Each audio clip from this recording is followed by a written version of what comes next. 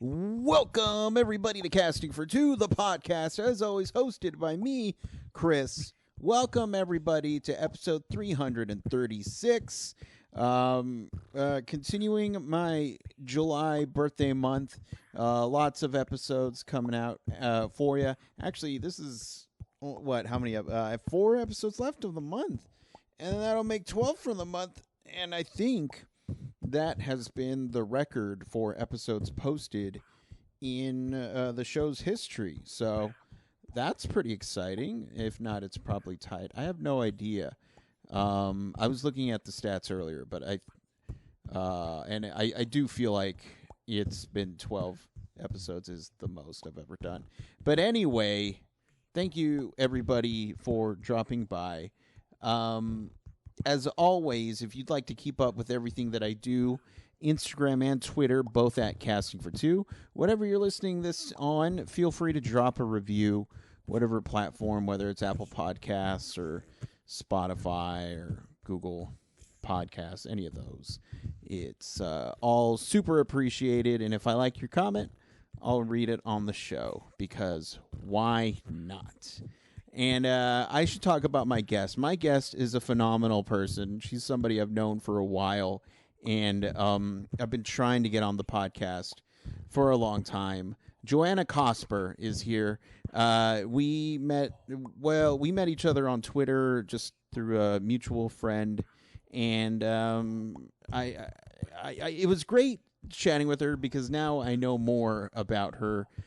She's such a fun, bubbly person. I don't know if she's gonna like me calling her bubbly, but I'm gonna do it because I already did it, so I can't edit this. There's no editing. There's no going back. But you know what? I gotta stop talking because we gotta get into this episode. All right, so everybody sit back, relax, and Chris, cue the music, please.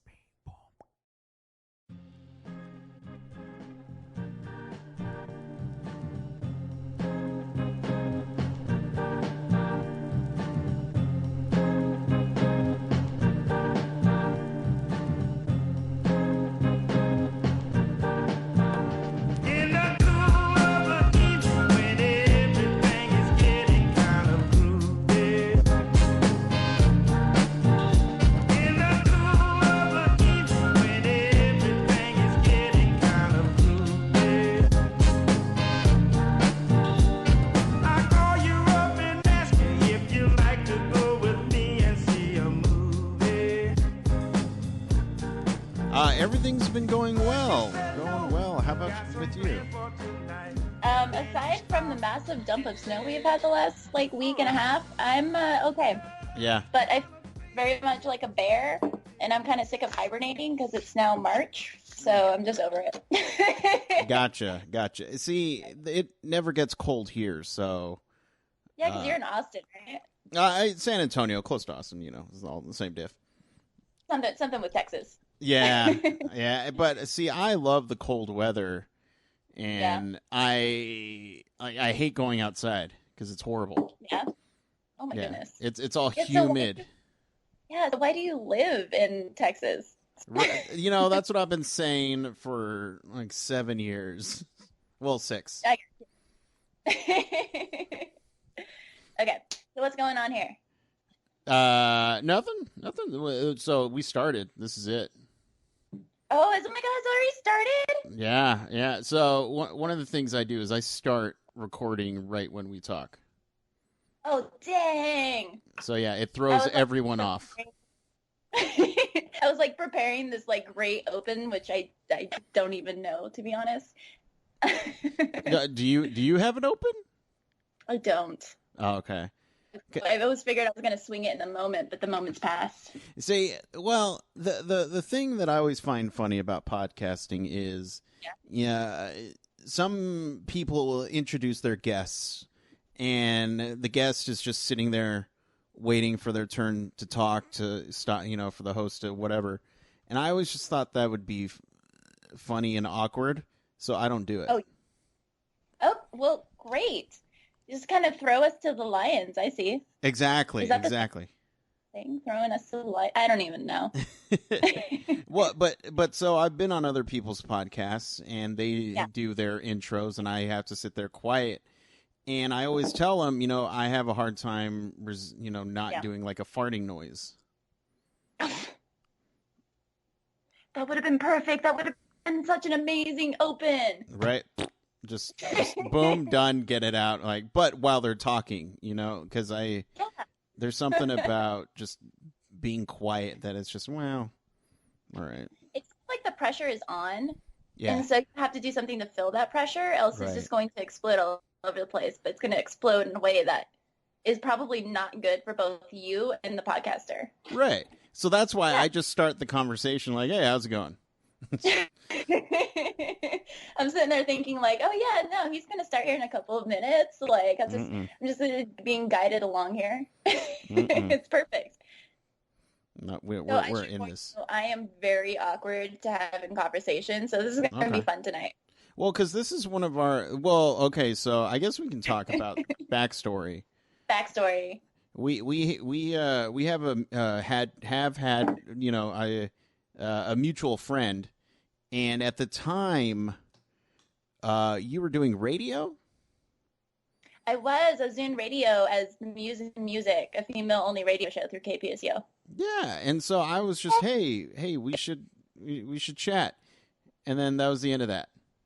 Pretty much. I Yeah. think you got hold of me on Twitter way back in the day, and I was like, Yeah. yeah, this is great. And then my life slowly fell apart, and then before I know it, it's been 3 years, and we're finally having this interview. Right, I remember it being very early on, Yeah. in the show's existence, and there's only been a couple of guests or people that I know that I'm like, hey, Yeah. you should come on the show, and never happens. But I'm happy that you're in a better space. Thank you. Actually, yeah, no, it's been tough work, but honestly, it's just like I'm just here doing my thing. I'm not doing a lot of like work because I did music journalism and like radio and stuff. Mm-hmm. Eventually, I want to get back into that, but it's just I'm kind of just enjoying myself for once and not working a million different jobs, which is nice. That was like step number 1. Yeah. Yeah. Well, there you go. And but you is music something you're still passionate about, or are you just kind of just taking a break?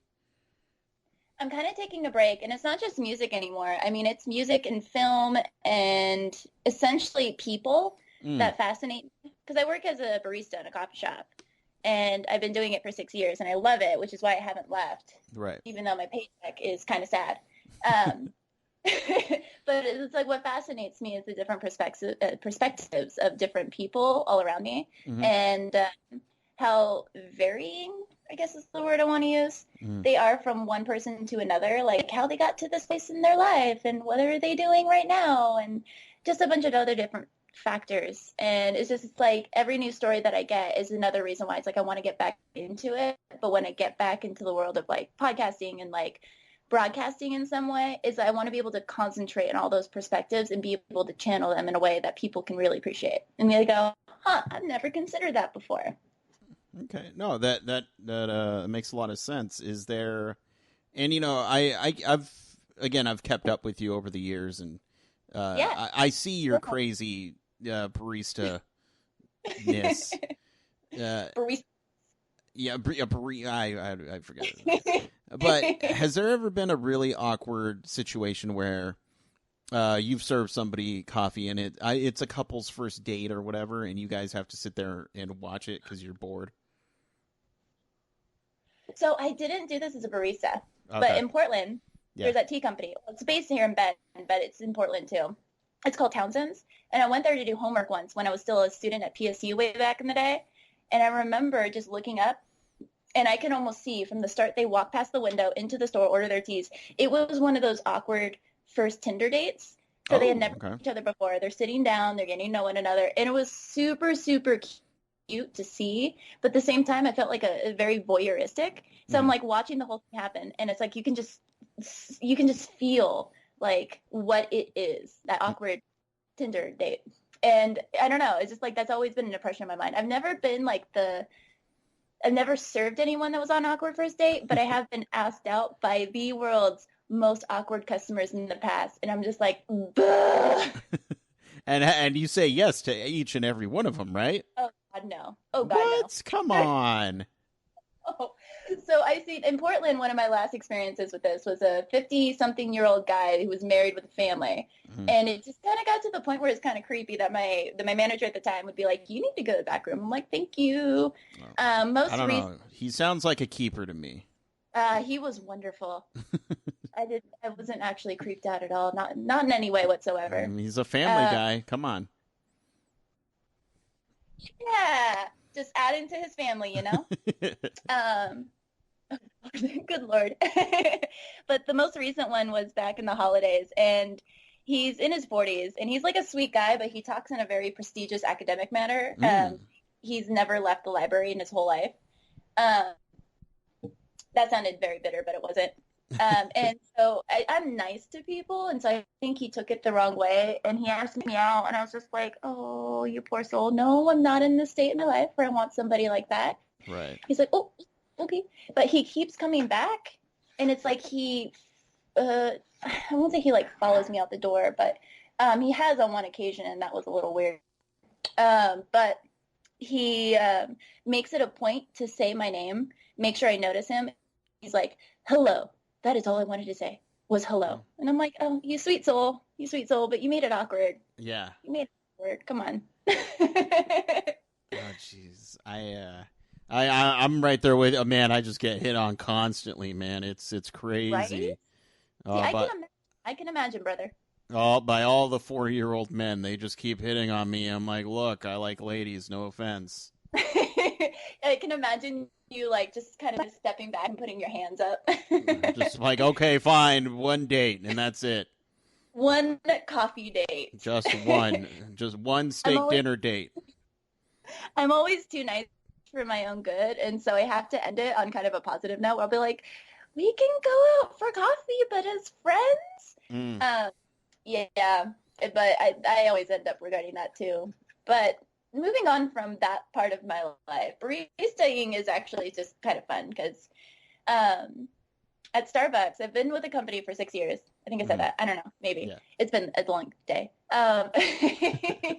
But like you kind of the work environment there is you end up finding the right people and they become your family. So not only the coworkers that you're working with, like their own person, and they always add that like bit of individuality, but you get your regulars that come in, and it's wonderful because then you end up developing this bond where you can be super sassy with them and make fun of them, and they're making fun of you, and you can just throw all sorts of shade their way, and they just take it so gracefully. and see, that's one of the nice things that I like because you're so like it shows that you have fun with your coworkers. And Yeah. I'm just, man, I mean, I have sometimes fun with my coworkers, but they're all just too young, and I'm just the old man, and I'm like, Lash, everyone shut up. No, dude, I am feeling that. Wait, how old are you? I'm 31. Okay. I think I listened to a podcast of yours where you said that, but I forgot. So I'm 28 here in a couple of weeks. Okay. And I've gotten to this point where a lot of people I'm working with, because all the older ones are leaving. So all the people I'm working with are 21, 22. I think I have a couple 19-year-olds, and they're great. But I always end up falling into the older sister routine where I'm giving them all sorts of like real life advice. Right. And then I feel bad because then I have to backtrack. And I'm like, we're supposed to have a conversation here. Like, I'm not supposed to be like dosing out old man advice. And they're like, no, we like it. I'm like, I just want to be friends. Well, see, I mean, that's nice, but I work with a bunch of, like 19, 20-year-olds that are like telling me that they've lived life. And I'm staring at that, you guys haven't done shit. You're not even in college right now. Don't give me none of that. Why don't you go move? Yeah, why don't you go move to a city and just screw up your life? That's where the real fun begins. Yeah. Yeah. Yeah. It was Chicago for me. That was horrible. Oh man, Chicago sounds really rough. I know one person that lives there. Yeah. So I mean, I moved there for a job. I think that's what made it rough, and that job became my life. and then that job went away 6 months into my lease, and I was just, oh crap. So I had no fun. I didn't get to see any shows, didn't get to go into the city, and I just worked, and it was just not fun. What'd you do for work? I did like so the job I initially went there was to manage a team of retail employees. Oh, fun already. And well, and Yeah. because I did that job in San Antonio, and I was I don't want to say good at it, but I had good numbers, so they took me to Yeah. Chicago to replicate that. Um, Yeah. the management in Chicago hated me. I don't know why. I wouldn't. Oh no. I wouldn't. I wasn't a nuisance. I wasn't doing anything wrong. It's because But you're a nice person. well, yeah, probably, probably. Probably. I mean, it was the same style that I had in Well, the- San Antonio. So, well, I feel like the further east you go, in retail especially, they're just very interesting people, and the fact that they don't like nice people. right, right. Yeah, no, that makes sense. So, but then Yeah. once that the contract ended on that, or they pulled the Yeah. contract, I was just and so I got a job selling jewelry. Oh. Did you So have to? Was it like fancy jewelry, like diamonds and stuff? yeah, it was all that: Oh diamonds, my rings, goodness. watches, earrings. I wouldn't trust myself around that. I feel like I break everything, including the glass cases that they're in. Well, lucky for me, I'm not clumsy. So, and Good. it was something that was different that I like because I mainly work with electronic stuff. That's all I know. And having Yeah. something totally different was very appealing to me. Yeah. It was hard though, trying to keep a roof over my head while still working, like 40, 60, 70 hours a week. Yeah. So that's one And aspect I didn't like. that's why. What? What? What? What? I was just gonna say it's like you're doing all of this, but still trying to live your best life. Right. Yeah. And then it was just not fun. And I sympathize for people who are trying to make it work while having, a family to also support. And I know Yeah. my situation, wasn't, as bad as that, but still, I was just like, it's Tuesday and payday's Friday. I got zero food monies. Let's make this happen. Let's see what happens. At that point, you're just dumpster diving and just fending for yourself in ways that probably aren't normal for most people. Uh, yeah, honestly, I was just like, whenever a coworker would bring food, I'm like, I'm not gonna. I'm not gonna eat it, Chris. Do you want it? I guess I could eat that, and immediately just scarf it down. Like, okay, I'm good. I'm fed for another 2 days. Yes, but yeah, it was not fun, and so that's why I moved back here. But Yeah. my goal is to go back to Oregon because that's where I'm from. I remember it was Salem, right? Yep, yep, And we can practically be neighbors because I'm here in Bend, and that's only yeah. like 3 hours. We could be real life friends. Well, yeah, I my goal would be to move to Portland if I do move, but I mean, I still like Salem. I just have to warn you, Portland has changed. Oh The four yeah. years I lived, but yeah, Yeah, I mean, I've never lived in Portland ever. My friend, when was I down there? I was down there probably about 2 years ago, going on two yeah. years, just to visit and for my friend's wedding. And I mean, it was nice, but yeah, I was just like, wow, this place looks a little different. But um, I go to Austin a lot, and Austin I feel like is my bumper because it's basically the same city. Yeah, yeah. Except in the middle of a desert. Yeah, except with crappy weather. That's what I always tell people. Yeah, it's like Portland, but with the crappy weather, and you guys adopted the keep Portland weird slogan. Oh yeah. Which I understand, but at the same time, is it still weird? I don't know. I feel like San Francisco's taken over Portland. You can just Has it? blame everything on California. That's where I'm from. I vibe. I allow it. And what brought you to Oregon? Was it just school? No, actually. So, when I lived my whole life in Southern California, and my Hmm. parents, when I was really young, bought property up here by Smith Rock and Terrebonne, Hmm. and they always threatened me, like, should the political, I come from a conservative upbringing. I'm not necessarily, but that's my family. And so, like, for the political upheaval that never happened, they always were like, oh my God, we're going to send you to Oregon because we're afraid. And I'm like, great. I I had big dreams of, and when I say big dreams, it was all fantasy, of becoming a screenwriter in San Francisco and going Mm. to San Francisco State and everything. But then some things happened, and I realized I'd never ever be able to afford San Francisco as a sane human being in my life. Yeah. So Portland was always my plan B, but my parents actually just kind of coerced me when I was 21 to move to Bend. So this is 2012, and I lived here for a while. Some things took me back to California, and then I came to Portland in 2013, and it's just kind of where I ended up. Hmm. Like when after 4 years in Portland, I kind of just decided that was enough, and then I moved back to Bend here 2017, so almost 2 years ago. And it's just I don't I visited California since then, and every time I go back, it's just a big reminder, like, I don't belong here anymore. My Mm. soul, I grew up in Portland. I grew up in Oregon. I am an Oregonian now. So That it's just yeah. about life, you know? I just ended up in a great state and, like, just kind of settled here in a way. It's no, I totally get that mentality. Just because when I was a kid, I was born in Texas. I was born in Yeah, El Paso. My whole family is from Texas, and then when yeah. we moved to Oregon, it was just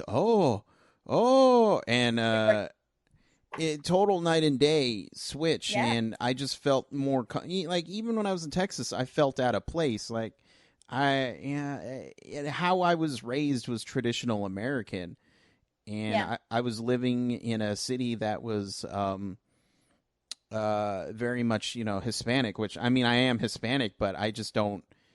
I didn't grow up with those values in that upbringing. Unlike my dad, who Yeah. did. I don't know. They just wanted us to be American, and so I just felt like I fit in Yeah. better in Oregon. I get white people. That's what I'm trying to say. I get white people. Yeah.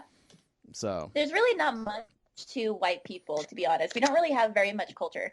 right, right, Yeah. and it's always funny when people are like, "I'm the exotic one." I'm like, well, I mean, exotic by in the sense that I can tan, sure. I am envious of that. I can't tan for the life of me. Well, I go you should this. spray tan.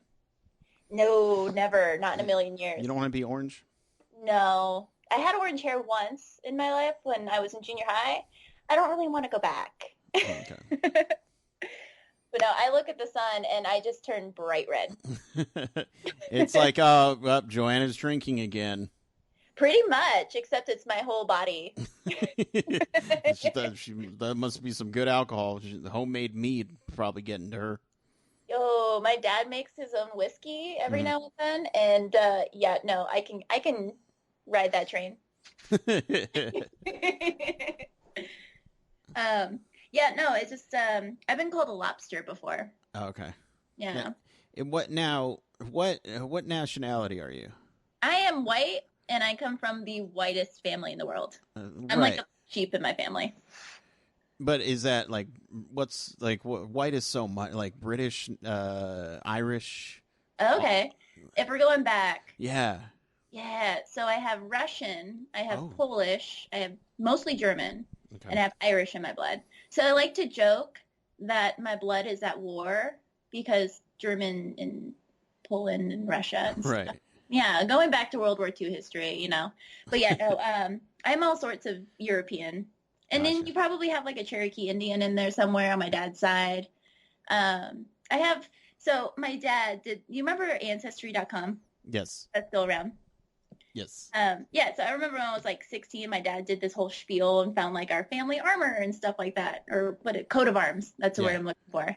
And apparently on my German side, I love this story. We were German royalty. Hmm. And apparently the prince of this family knocked up a maid and then got scared and then killed her, but he was found out. So around the time that America was first founding, he was banished from Germany Hmm. and summoned to America. And so that's how we kind of got started in America on my dad's side. But the funny thing is, if you look back in German law, which is technically still in effect today, Hmm. the Cospers are not allowed on German soil ever. Uh-oh. I know, so I can't go to Germany in my lifetime. What now? What I'm hearing is that we have to smuggle you into Germany, get a quick photo, and then smuggle you out, just on principle of that. I am so into that. All right, Let's let's make do. this happen. I'm gonna call Steven Soderbergh. We're gonna make it into the next Ocean's movie. Let's do it. Except we have to stop for a quick beer. I really want authentic German beer. Okay, Okay. yeah. Well, I mean, yeah. We'll Okay. get you the finest Budweiser we can find. Amazing. I'm already 110% into this plan. It's so my dad's side of the history is all over the place because nobody knows what happened. We only know up to like my great grandfather, and that's it. But he rode with Pancho Villa. Oh, that's And cool. it is, Well, and then it isn't. it's cool because there's a song about it. Right. So I'm not, The thing that they left out of the song was that my great grandfather just took my great grandmother, and then that's how we got started. what do you mean by took? He abducted. He said she's my property, and that was Kind of just the threw her over the back of a horse and rode off into the sunset? pretty much. That sounds fascinating. It is, and then it's like, oh, And then you get to the point where you start to have guilty feelings and you're like, oh no, that's horrible. right, right. When you Yeah. start to digest it and just like kind of think about it, it's just, I mean, that explains his side of the family, But it's like, oh Uh, my gosh, there's some feelings there. I can feel that. right. And so I would love to do that 23 and me just to see Yeah. his side because nobody kept records. My dad doesn't even have a birth certificate. No way. Yeah, because he was born in Mexico. Uh, And we always, my dad jokes that my grandmother just went by a tree and then, popped him out, and that was the end of that. that's actually a cool legend to have with you. Like when you're at a funeral and like people are telling stories, that's something I would want to be said. That's how I was brought into this life. Just Yeah. popped out by a tree. Just pop. I know my dad jokes, but I feel like most of his stories are true. Or And like Big Fish. Have you ever seen that movie? oh, of course, of course. Yeah. Where it's just like some of it is kind of made up, but for the most part, it's all based in reality in some way. Right, right. Yeah, some sort of way. Which, but yeah, my dad definitely has the interesting backstory to his family. But yeah, again, he doesn't know, past his grandparents. Wow. So I can't imagine having a life like that, where it's just, I mean, granted, I don't know anything past my great grandparents aside from like just oral family history, Mm-hmm. but just like there's some sort of direction in which to go. Mm-hmm. Should I get curious, which I'm really not. Right. Like I know my dad's side of the family at one point they were plantation owners. I don't want to know that side of the history. That's very Oh. shameful. That Uh-oh. is. I'll tell you what, that is not a very good thing to hear. I like the southern accent there. I I can't don't, even I do don't, that. I don't know what you're talking about. That was just me being me. I don't know. It's just basic foghorn leghorn. it. He's pretty much southern. He's what? I think so. Georgian, something like that. Probably, yeah, or a rooster, either or. I'm good at the accent. I give that an A plus. Thank you. You're welcome. But my grandfather, on my mom's side, God rest his soul, was huge into Googling. And so he would Google, try to find our family history. And, one time he's like, we're related to the Kennedys. And I was just, okay, Grandpa. and he believed it because it's Google. Yeah, but you gotta believe it. I mean, if that makes your day any better than what it is, you just let them believe Right. their lies. No, yeah. We wouldn't say, "Oh, come on, Grandma." It's like, "Oh, that's great." That's great, grandfather. Yeah. But Was yeah. it grandfather Hernandez? No, Carranza.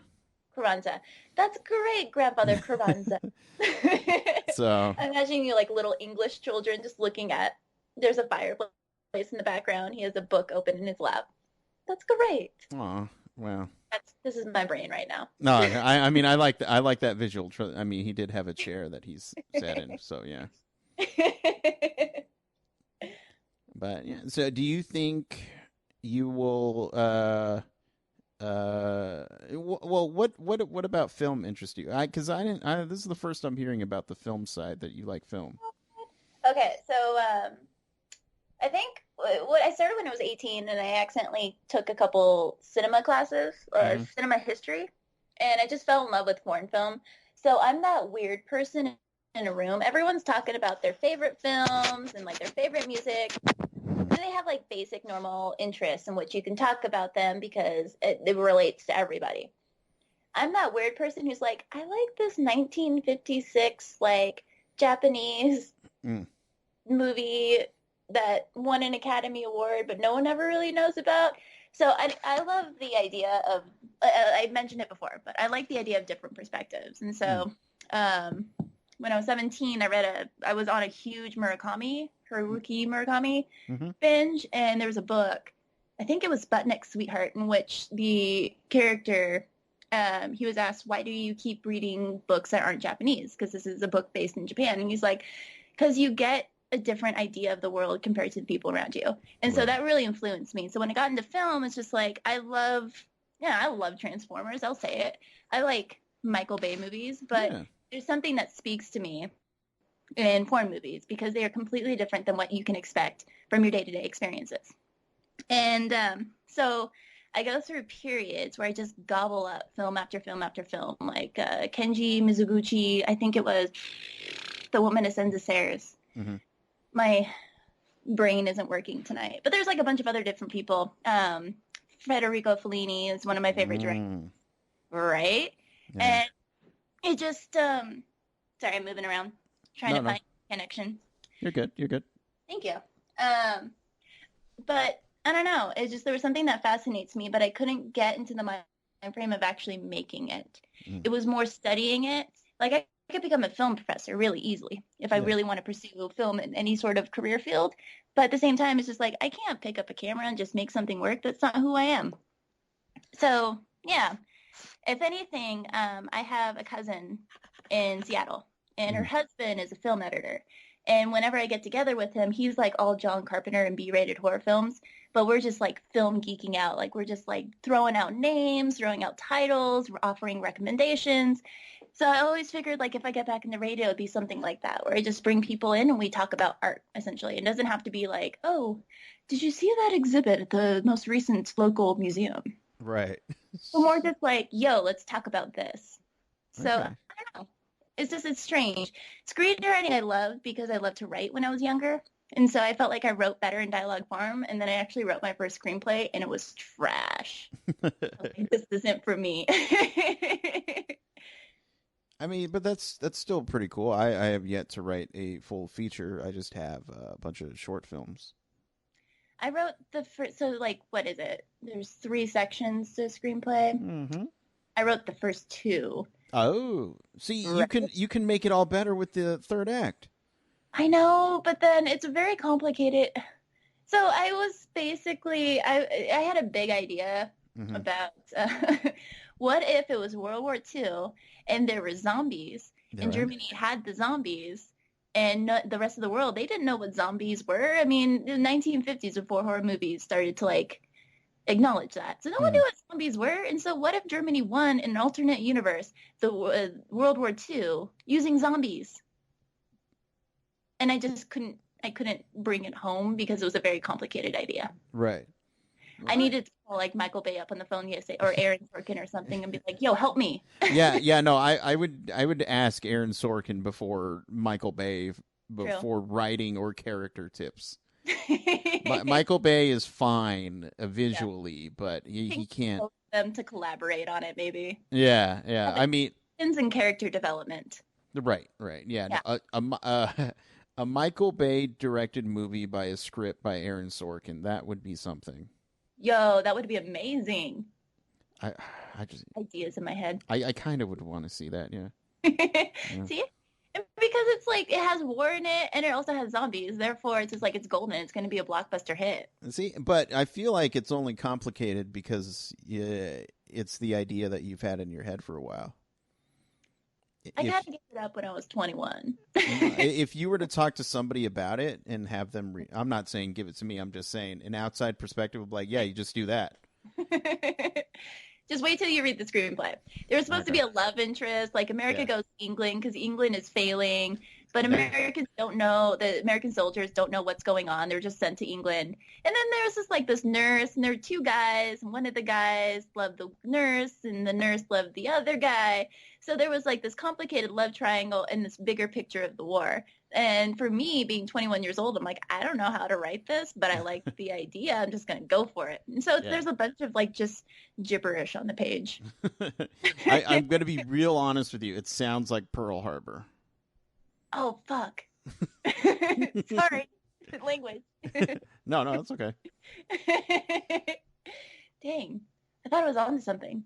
But Pearl Harbor I mean, the doesn't... zombie part you are, but yeah, I just remember Kate Beckinsale was in love with Ben Affleck, but then there was Josh Hartnett who was in love with her. Oh, yeah. I forgot about that, huh? Yeah, I never forget a Josh Hartnett movie. Let me tell you that right now. Well, I sense a little attraction in your voice there. You got a man crush on him? I mean, it's Josh Hartnett who doesn't. He lives in Montana on his ranch. Ooh. That's a dangerous thing. Exactly. Be a movie star and have a ranch? It's like, that's like every country girl's dream. And boy, no, I'm not a country boy. But I love talking film, but I'm so worried about that whole film stereotypical guy.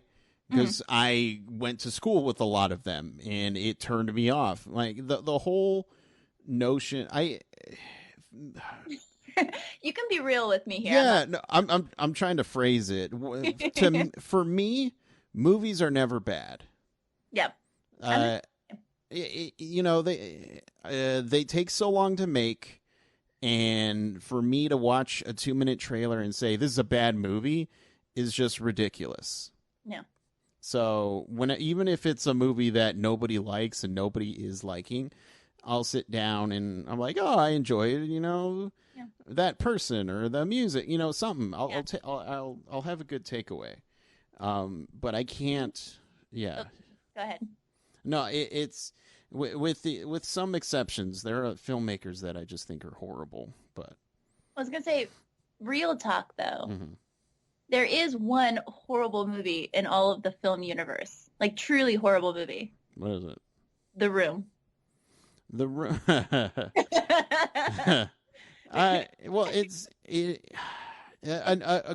Because it is such an awful movie. I mean, something good came out of that movie, though. Fun. Yeah. Fun? Yeah, well, that in the James Franco movie about The Room. Oh, I never watched that. It's not bad. Okay. I'm going to have to look this up. So, Jane, what's it called? The Disaster Artist. Oh, I saw that title, but I think I just kind of blocked it out. Do you have Amazon Prime? I do. Because it might be Primeable. Yo, I know what I'm doing later. That's what's up. That's what's up. But, yeah, and that's another way I gauge people, just not to be pretentious or anything, but I'll say, hey, what's your least favorite movie? And if they say, oh, any Adam Sandler movie, I'm like, okay, so you're on a different level than most people. Okay. Yeah. So. I have movies that I absolutely cannot watch just because they're a little too real for me, like too much emotion, like The Notebook. Ever since the movie came out, I'm just like, I can't watch it because it makes me uncomfortable. Not that it's a bad movie whatsoever, but it's just like there are movies like I choose not to watch because I'm just like, Right. so many emotions. What's going on in my head? Um, Yeah, but that's natural. yeah, That's natural. yeah. But every now and then you gotta check out and you gotta watch that Adam Sandler movie, some Pixels or something. Daddy's It's Home. I don't know. Wait, what did you say? Pixels? Yeah. Okay, okay. Just making sure. There's something Daddy I think is another one. Daddy's Home. The No, Big Daddy. Big Daddy. There we go. Yeah. Paul Anderson. No, not Paul Anderson. Don't mind me. I'm just yeah, my brain's melting right now. That's fine. That's fine. It's melting. It's melting. It's melting. It's melting.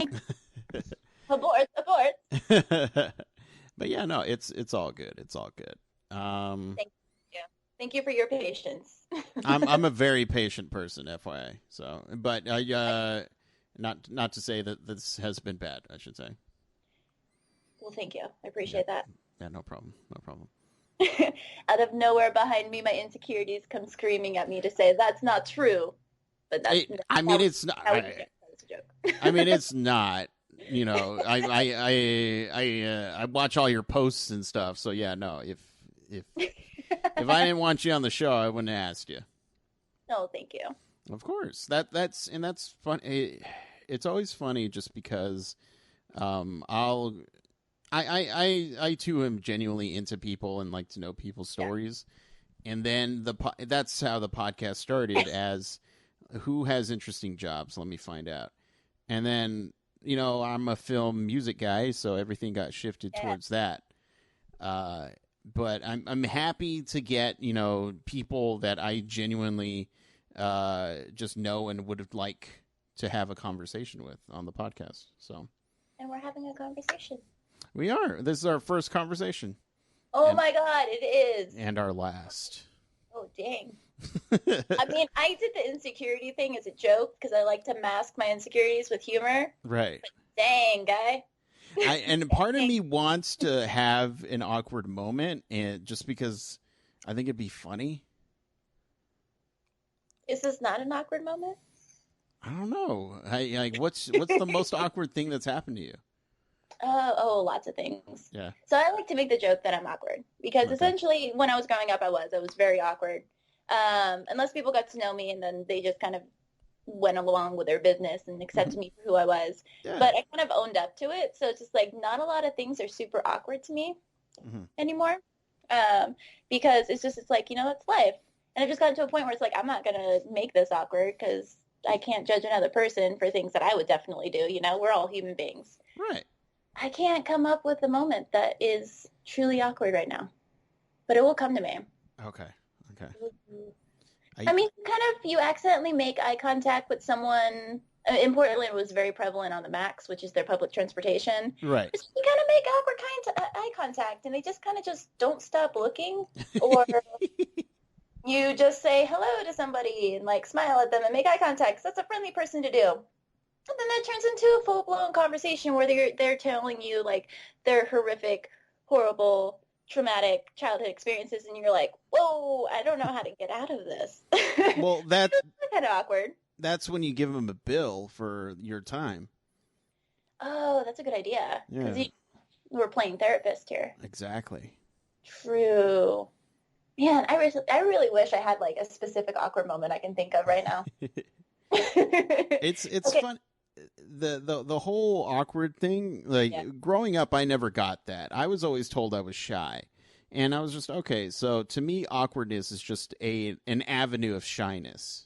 Yeah, or just like you don't know what to say, so you're gonna stumble over your words, and then you're gonna laugh about it. Right. Yeah. So now I'm gonna shine the question on you. Yeah. What's your most awkward experience? I've never been awkward, so. Well. This is awkward. I guess the most awkward. I don't know if I was. I went on a bad date. That's always the like platform for awkward moments. Yeah. Oh yeah. I all my dates except one have been bad since moving here. This girl. we were I think it was our second date.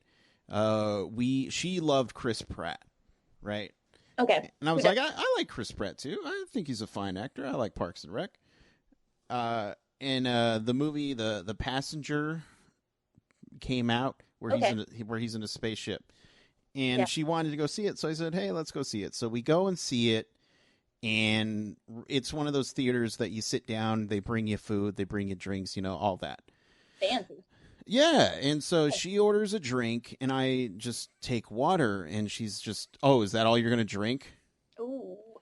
I'm like, yeah, because and I'm not a big drinker anymore. Yeah. Like even beer that doesn't, I'm like, meh. Just give me the water. It'll have the same effect on me. I get Uh, that. and so I get it. I'm watching the movie because I watch movies, and I could feel her eyes staring at me. So I just would just look over like, you okay? And like, oh yeah, I'm fine. Okay, cool. And then we're still watching the movie. The end of the date comes, and I'm walking to her to her car, and she goes, "Hey, can you get in my car? I want to just talk a little bit." I was like, "Yeah, sure." So I get in there, and she says, "What was that?" What? What was what? No. Like, you didn't kiss me at all during the movie. I was just, oh, I'm sorry. What? Yeah, I didn't realize I was supposed to, And What? she was seriously pissed off. And I said, look, I don't expect me to go to a Chris Pratt movie and not watch the movie. Like, I didn't know I was Yeah. supposed to make out with you. So she yelled at me to get out of her car, and then did a burnout, and then took off. Bro. And yeah, I was just all That's a right. win for the books. Yeah, yeah, and yeah, that was bad.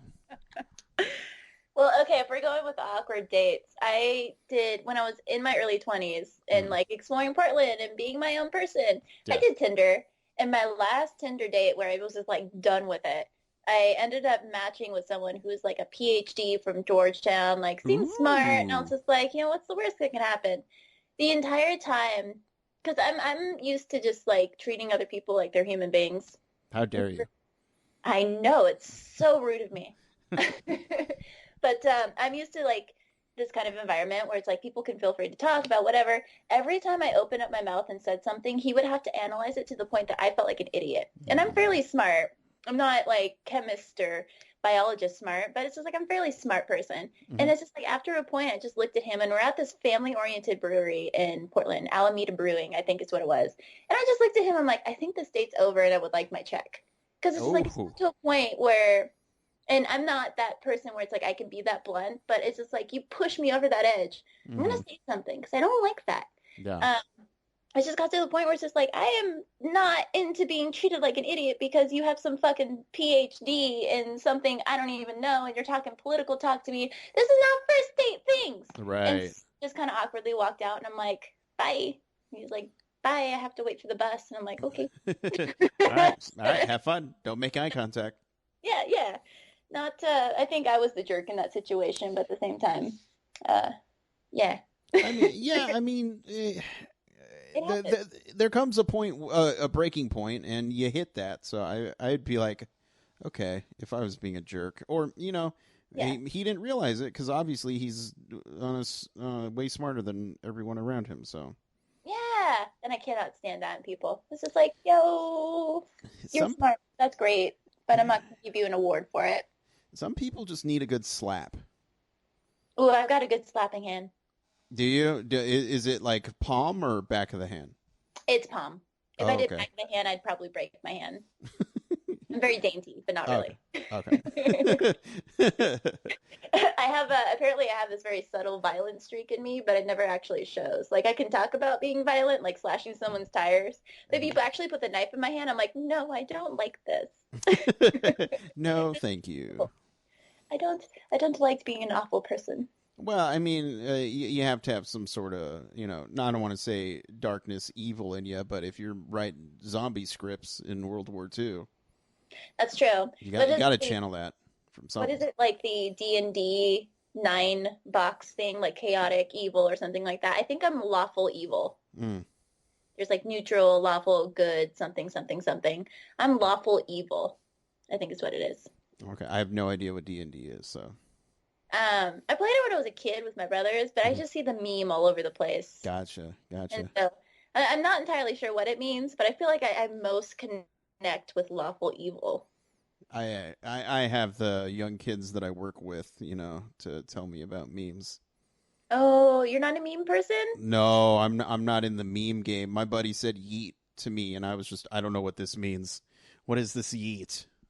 To be fair, I don't know what yeet means either. That's kind of before my time. I'm like Yeah. all about Numa Numa and Right, yeah, that's yeah. that's when I grew up. Like, come on. Like Yeah. everybody likes Gary, Numa Numa guy. Come on. Yeah. Yay, banana phone people, it's coming back. Or what is it? The cheesy peanut butter jelly time, peanut butter jelly time. Exactly. Hey, Exactly. hey, oh, I'm That gonna be stuck in my head. you're going to be trying to go to sleep and then you're just going to hear that and then you're going to see it.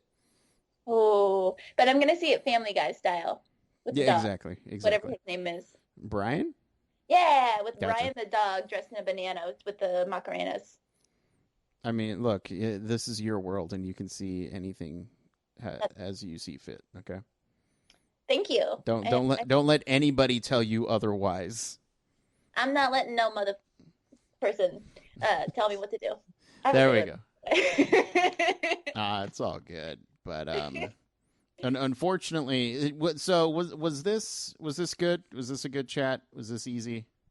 It was very easy. Okay, I'm glad. Just because we're coming towards the end. No way. We What time is are. it?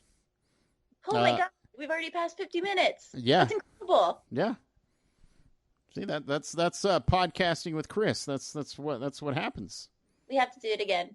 Oh yeah, absolutely. Well, I want you on more and more now that you're finally on. I broke the seal. You just Oh, come on, oh, be a oh guest. snap. Was it, yeah, no, I was trying to think of a joke, but I can't come up with a joke. That's fine. That's my life story. And then Hey! it turns out I am the joke. Oh, goodness. That's right. I went Are dark. you, are you calling me a joke? No, I'm calling myself the joke. Oh, well, yeah, you are a joke. Yeah. Oh, Let's see. I will pay you for this therapy session. okay, great. I will. I'll either Venmo or Bitcoin you, as the I young don't kids think do. Well, too It would be bad. a risk. I like risk. I already stamped it. Bitcoin's in the mail. Yes, I'm rich. But seriously, keep in contact. Come back whenever you want. Okay. Definitely. Well, thanks for having me. It was a blast. Of course. Oh, for the people at home who want to follow your shenanigans, Yeah. where can they do that? Right now, all I have is Instagram, which is my first and last name, essentially. So Joanna dot, there's that important dot in between, Cosper. Should I spell it out? No. I mean, it'll be on the episode. Okay. It'll be I okay. trust you. I trust Yeah. you. Oh, thank you. And I've been using Instagram more, and I'm kind of digging it. Yeah, it's fun because you can go scroll back like years in your past and you're like, oh, I was that person then, or I made this really funny joke 5 years ago. It's my only thing. I'm still on Twitter, but the only thing I miss is just posting GIFs. Oh, GIFs are, you can do that in Instagram stories too, you know? I can. I think so. I think you have to save it in your phone. Yeah, You have to go upload it or something like but that. So you can do that. that's way too much trouble, though. Well, I mean, Twitter will let me just search GIFs right then and there and then post it. I do miss Twitter for that. Twitter is just like an abomination of everyone yelling at each other, and I felt like every time I logged in, I was like, "Whoa, anxiety." That's just me. No, I totally get it. Yeah. I still use it, but yeah, Instagram's been pretty good to me lately, so yeah. Well, blessed be to you, Twitterer. The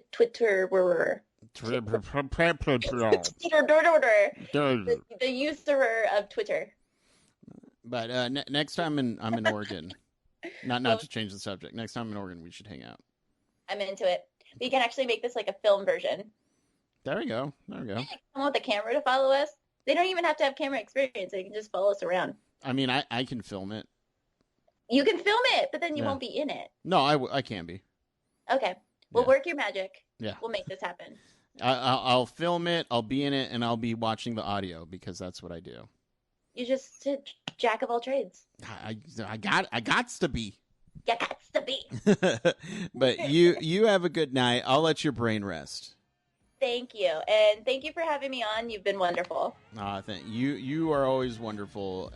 Get some sleep or again, don't listen to me. Do whatever you want. I'm gonna party hard. There we go. There we go. Have a good one. Okay. You too, Chris. Thanks. Bye bye.